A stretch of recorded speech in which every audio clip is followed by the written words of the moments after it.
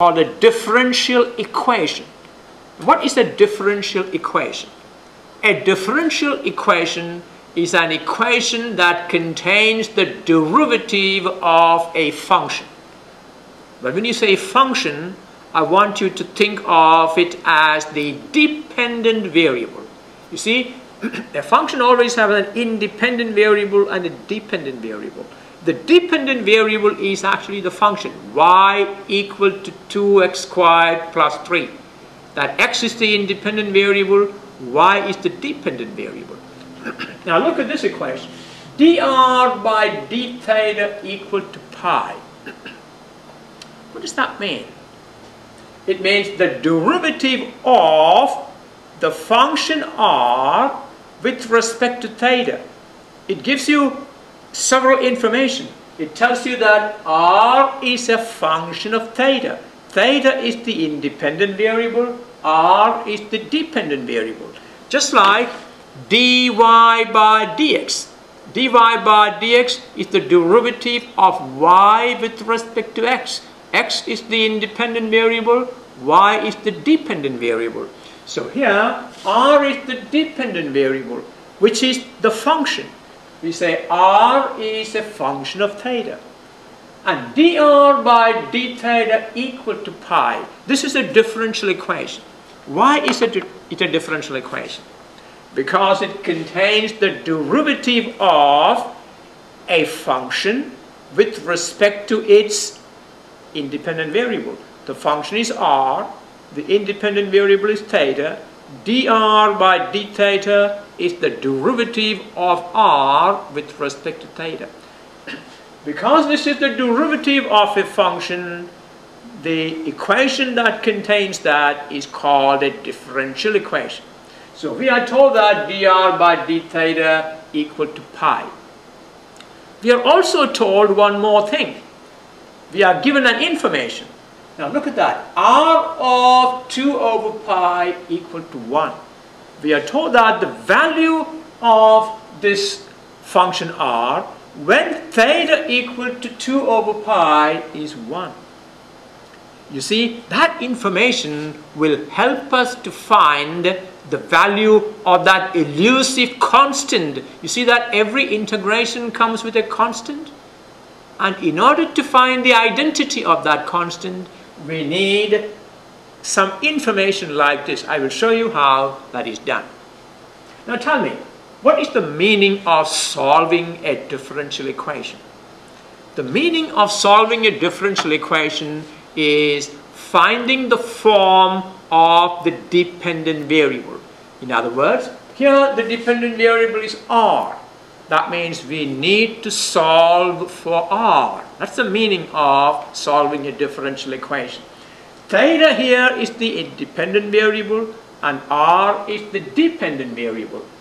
By solving the differential equation, we need to obtain what a function r of theta. We need to solve for r as a function of theta. That is the task of solving a differential equation. So what are we given? We are given dr by d theta equal to pi. What we need to do in this case is multiply both sides by d theta. In all these cases, we must write the equation in such a way that one side of the equation will contain one variable and the other side will contain the other variable. That is your task. So that can be done by multiplying the left-hand side and right-hand side by d theta. Now look at that. We have dr equal to pi d theta.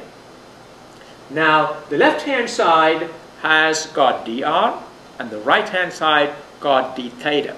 Now remember, dr means 1 dr, isn't it? And now we can integrate both sides. You see, integration is a mathematical operation. If you have an equation like this, if you do a mathematical operation on the left side, you do the same thing on the right without changing the equation. That is the beauty of a mathematical equation. So we do the operation of integration on both sides. So we say integrate both sides. Do the operation of integration on both sides. It will then give you integral dr equal to integral pi d theta. Well, you know that integral of 1 dx equal to x, integral of 2 dx equal to x, integral of 1 dr must be equal to r, integral of dr equal to r, that's right, and integral of d theta must be equal to theta. See, pi is a number, so integral of 2 d theta is 2 theta, integral of pi d theta is pi theta. Alright, so what we get is integrating dr will give you r, integrating pi d theta will give you pi theta. Of course, you're going to add a constant. Now, you must write it like this. R is now a function of theta. So you've got to say R of theta equal to pi theta plus c. Now, you see, we need to find the value of c in order that the solution for R become meaningful. Now, in order to find the value of c, we use that given information. What is the given information? The given information is the value of r when theta equal to 2 over pi equal to 1. That's what it means. R of 2 over pi equal to 1 means when theta equal to 2 over pi, r equal to 1. So let's go to this equation. Replace r by 1 and then theta will be 2 over pi. We get 1 equal to pi times theta is 2 over pi plus c, and you can see the pi and pi will cancel, and that will give you c equal to is it -1 or 1? What do you think? So when pi and pi cancels, we get 1 equal to 2 plus c, and you solve it, you get c equal to -1. And therefore, what is the solution of this equation? Because the solution is r of theta, r as a function of theta, is pi theta plus c, c is -1. So this is the solution of this differential equation.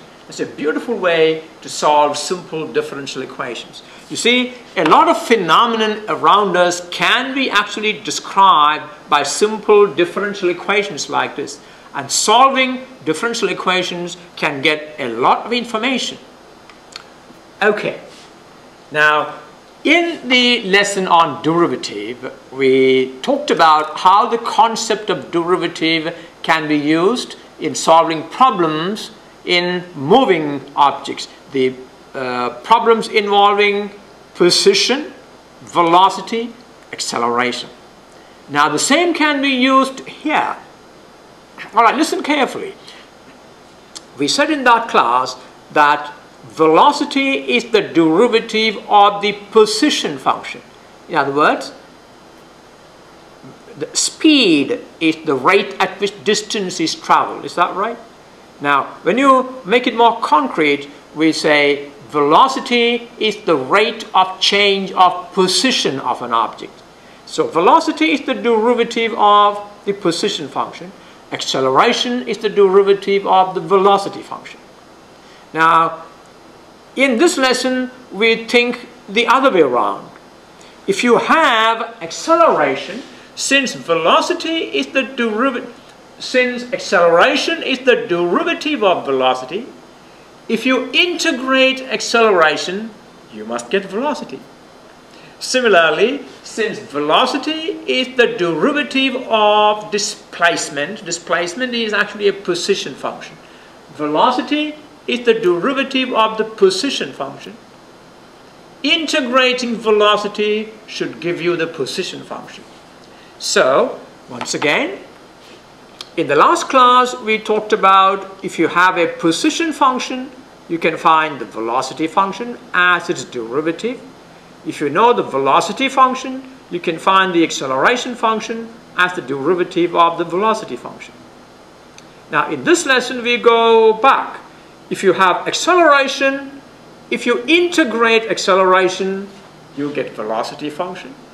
If you integrate velocity function, you get the position function. Alright, velocity v of t is the derivative of the position function x of t. That means v of t equal to dx over dt. That's the information we had in the last lesson. Therefore, position function x of t can be obtained by integrating the velocity function. Therefore, x of t equal to integral v of t dt. Alright? Similarly, acceleration a of t is the derivative of the velocity function v of t. A of t is dv over dt. That means velocity v of t can be obtained by integrating the acceleration a of t, or v of t equal to integral a of t dt. Well, I hope you understand that concept fairly well. You need to understand that concept in order to do problems.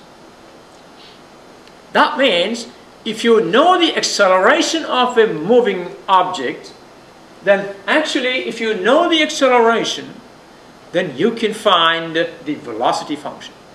And if you know the velocity function, then you can find the position function using the method of integration. Now, in order to do that, you remember when you integrate, for example, when you integrate the acceleration, you get the velocity function.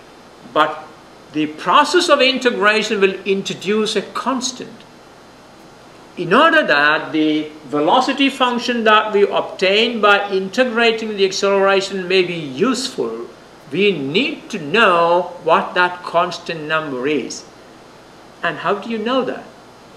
Well, if we know the initial position x0 and the initial velocity v0, those will help us to find the value of that constant.